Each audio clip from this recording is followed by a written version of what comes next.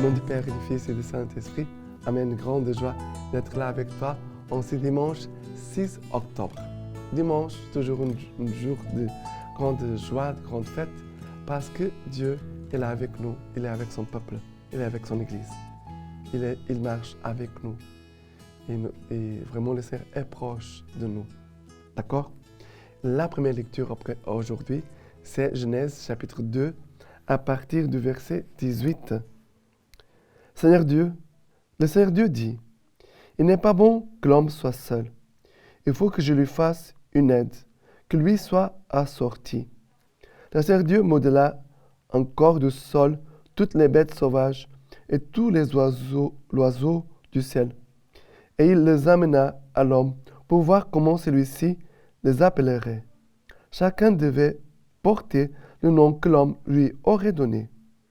L'homme donna des noms à tous les bestiaux, aux oiseaux du ciel et à toutes les bêtes sauvages. Mais pour un homme, il ne trouva pas l'aide qui lui fut assortie. Alors, le Seigneur Dieu fit tomber une torpeur sur l'homme qui s'endormit. Il prit une de ses côtes et referma la chair à sa place. Puis, de la côte qu'il avait tirée de l'homme, le Seigneur Dieu façonna une femme et l'amena à l'homme. Alors, celui-ci s'écria, « Pour le coup, c'est l'os de mes os et la chair de ma chair. Celle-ci sera appelée femme, car elle fut tirée de l'homme, celle-ci. C'est pourquoi l'homme quitte son père et sa mère et s'attache à sa femme et deviennent une seule chair. » Alors, ce passage, c'est très important. Non pas seulement pour ceux qui sont mariés, sinon pour nous, les prêtres, les religieux, comment on allait vivre ce passage. Ce n'est pas bon que l'homme et la femme ne soient pas seuls. Le Seigneur a créé le mariage, la famille, c'est Dieu qui a créé, mais c'est Dieu aussi qui a suscité aussi les communautés religieuses où nous habitons ensemble. Je n'habite pas tout seul. Je vis aussi avec des frères et sœurs. Voilà. Cette parole, elle est bonne pour nous tous. Mais c'est vrai que Dieu a créé les animaux, les a conduits jusqu'à l'homme. L'homme a nommé, a donné un nom pour chaque bestiau, pour chaque animal, pour montrer que Dieu a soumis à l'homme la création. Ça veut dire que Dieu a donné, on pourrait dire, une autorité à l'homme sur la création. Mais l'autorité, c'est pour prendre soin. C'est comme et c'est pour le mariage. Dieu, il va façonner la femme. Dieu l'a conduit à l'homme. L'homme, il est plein de joie parce qu'il a trouvé vraiment celle qui lui correspond. La femme est complémentaire à l'homme. Elle correspond à l'homme parce que les grâces de la femme, ce ne sont pas les grâces de l'homme, d'un côté et de l'autre, voilà. Mais Dieu nous a créés comme ça, les hommes et les femmes, pour qu'on puisse habiter ensemble et manifester la présence de Dieu au milieu de nous. Parce que Dieu, il est complet, Dieu est parfait. Mais l'homme n'est pas complet, ni parfait, ni la femme.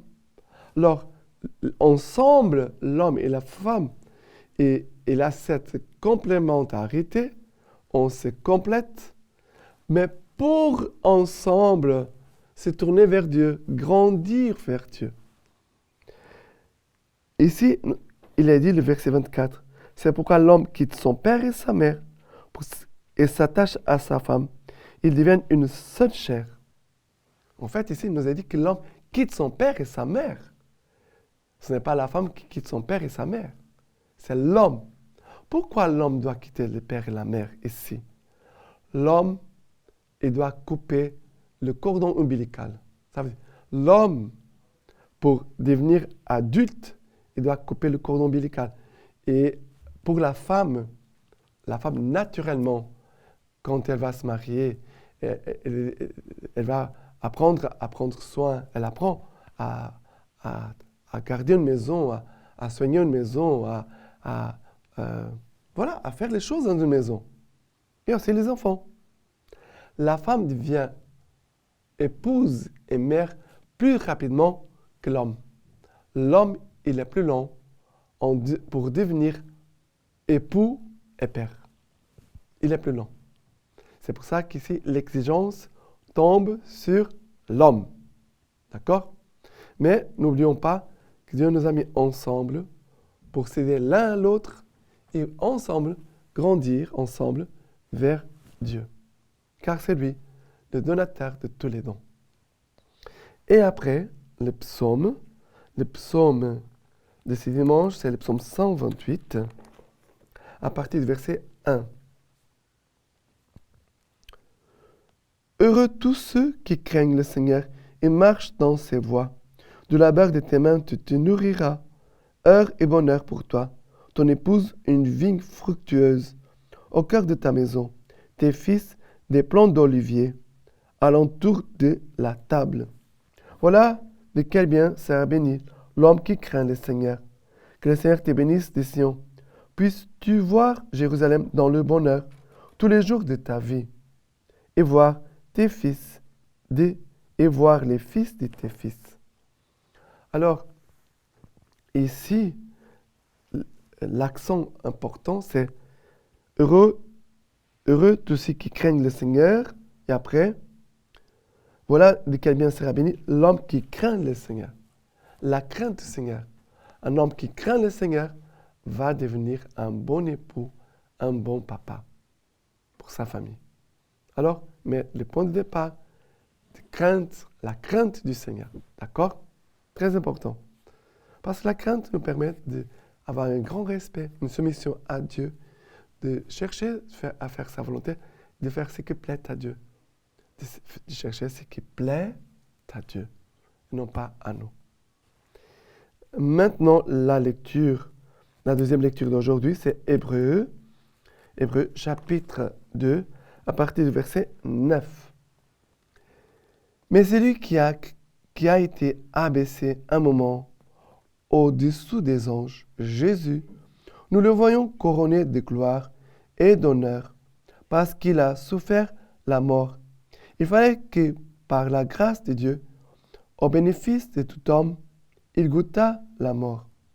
Il convenait en effet que voulant conduire à la gloire un grand nombre de fils, c'est lui pour qui et par qui sont toutes choses, rendit parfait par des souffrances les chefs qui devaient les guider vers leur salut. Car les sanctificateurs et les sanctifiés ont tous même origine.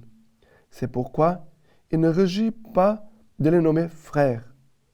Quand il dit « J'annoncerai ton nom à mes frères, je te chanterai au milieu de l'assemblée. » Encore, pour moi, j'aurai confiance en lui. Et encore, nous voici, moi et les enfants que Dieu m'a donnés.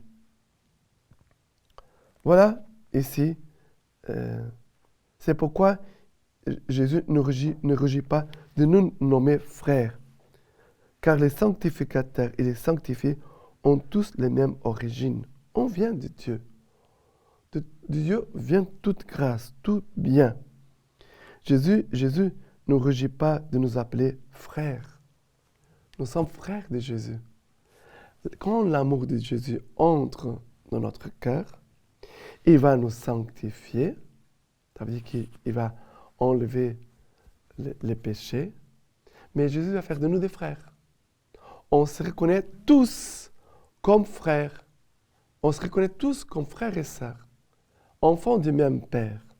Cela engendre unité, engendre une bienveillance, une bonté dans nos cœurs, les uns envers les autres.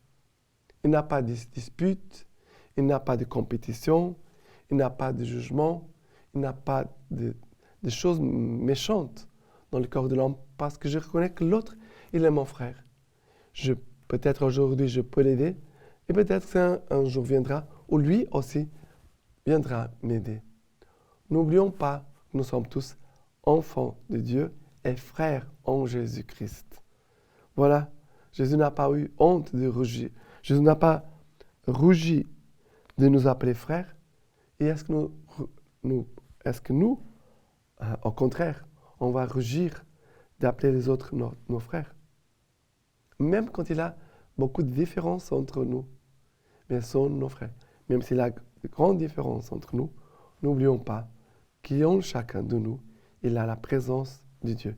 Il a des empreintes de Dieu en chacun de nous. D'accord? Et l'évangile d'aujourd'hui, c'est Marc chapitre 10. Marc chapitre 10, à partir du verset 2. S'approchant des pharisiens, lui demandait, est-il permis à un mari de répudier sa femme? C'était pour le mettre à l'épreuve. Il leur répondit, qu'est-ce que Moïse vous a prescrit? Moïse, dirent-ils, a permis de rédiger un acte de divorce et de répudier.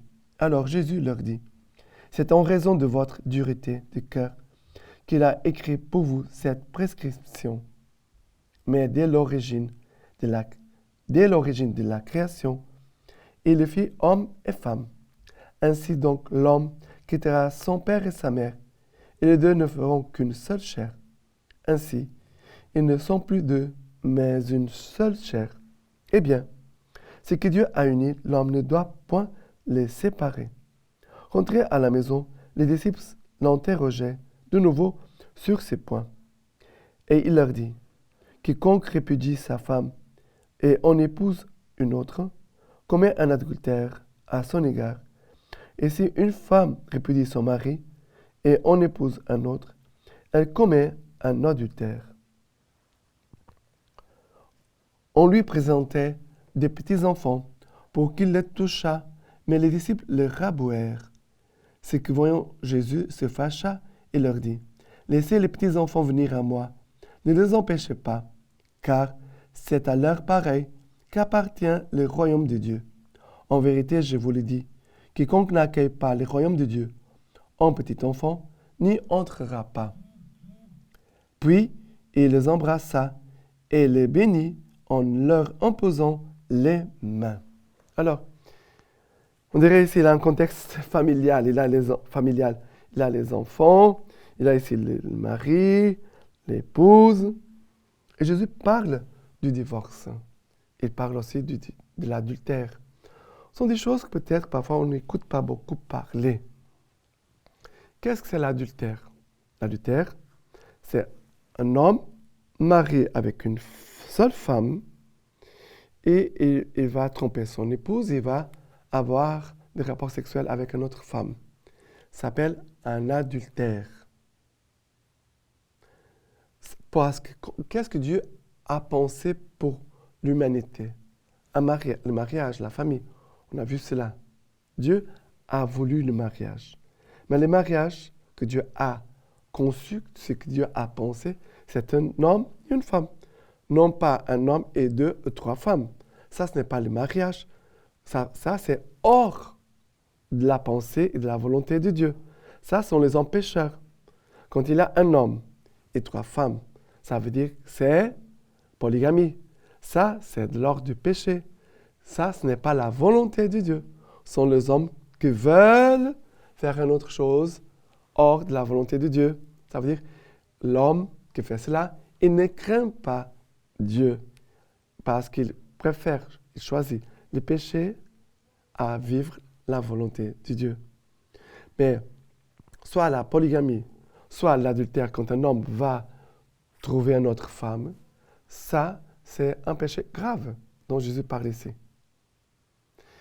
Et Dieu vraiment veut donner la stabilité aux familles. Un papa, une femme qui font un chemin, ils se fréquentent, ils se connaissent, ils tombent amoureux l'un de l'autre, ils s'aiment. Voilà, ils vont se marier à l'église. Ils vont se marier à l'église. Et après, ils commencent à vivre ensemble, ils vont avoir ses enfants. Ça, c'est la volonté, les rêves, la pensée de Dieu pour l'humanité. Mais malheureusement, aujourd'hui dans le monde, on ne voit pas beaucoup. Parce que les hommes ne veulent pas suivre les commandements de Dieu, ils ne veulent pas pratiquer les paroles de Jésus. Mais pour vivre cela, je comprends aussi qu'il faut une conversion dans nos pays, dans nos sociétés. Ça veut dire qu'il y a beaucoup de choses qu'il va falloir changer et mettre à sa bonne place. Mais c'est là vraiment le chemin du bonheur et que Dieu a choisi pour nos familles. Et Dieu aime beaucoup les enfants, alors il a un papa, il a une maman, ils vont avoir des enfants. Dieu aime beaucoup les enfants. Les enfants sont très proches du cœur de Dieu. Et c'est pour cela que Jésus va dire quiconque n'a... Laissez les petits-enfants venir à moi, ne les empêchez pas, car c'est à leur pareil qu'appartient le royaume de Dieu. Voilà ce que le Seigneur nous dit. Et maintenant la lecture patristique de Saint Grégoire le Grand. On nous dit ceci. Pour un pasteur, craindre de dire ce qui est bien, n'est-ce pas la même chose que de prendre la fuite par son silence?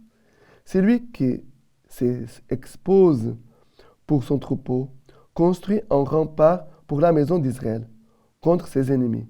C'est pourquoi Dieu dit encore à son peuple pécheur, tes prophètes ont eu pour toi des visions fausses et sottes. Ils n'ont pas révélé ton péché pour te provoquer à la conversion. Dans l'Écriture sainte, on appelle parfois prophètes les maîtres qui, en signalant la présence des signes fugitifs, découvrent l'avenir. La parole divine leur reproche d'avoir des visions fausses parce qu'en craignant de blâmer les fautes, ils flattent vainement les coupables en leur promettant la sécurité et ne révèlent pas l'indignité des pécheurs parce qu'ils gardent le silence au lieu de les blâmer. Maintenant, je vous laisse la bénédiction par les mains toutes pures de la Vierge Marie. Que Dieu Tout-Puissant vous bénisse et vous garde, le Père, le Fils et le Saint-Esprit. Amen.